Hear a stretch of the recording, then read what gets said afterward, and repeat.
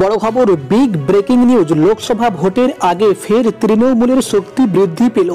তৃণমূল প্রতিষ্ঠা দিবসে সিপিএম ও নির্দলদের 2 পঞ্চায়েত সদস্য সহ প্রায় 6 শতাধিক ভোটার তৃণমূলে যোগদান করলেন বলে খবর। লোকসভা ভোটের আগে স্বাভাবিকভাবেই তৃণমূলের শক্তি বৃদ্ধি পেল বলে মনে করছেন তৃণমূল কংগ্রেসের নেতৃত্বরা। জানা গিয়েছে, আজ সোমবার ছিল তৃণমূল কংগ্রেসের 26তম প্রতিষ্ঠা দিবস।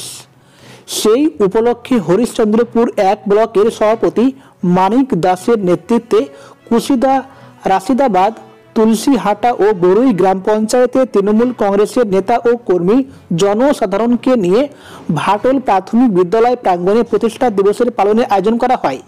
সেখানে কুশিদা গ্রাম পঞ্চায়েতের চণ্ডীপুরা বুথের সিপিএম এর পঞ্চায়েত সদস্য রতন দাস ও রশিদাবাদ গ্রাম পঞ্চায়েতের কদল 49 নম্বর বুথের নির্দলদের পঞ্চায়েত সদস্য আবু হাসান সিদ্দিকী ওরফে আজনবী সহ মোট 6 শতাধিক ভোটার ব্লক সভাপতি মানিক দাসের হাত ধরে তৃণমূল কংগ্রেসে যোগদান করলেন।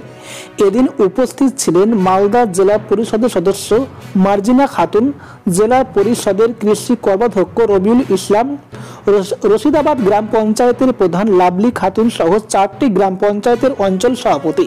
ব্লক সভাপতি মানিক দাস জানান, এদিন প্রতিষ্ঠাতা দিবস পালনের পাশাপাশি যোগদান কর্মসূচি ও শীত বস্ত্র বিতরণের আয়োজন করা হয়।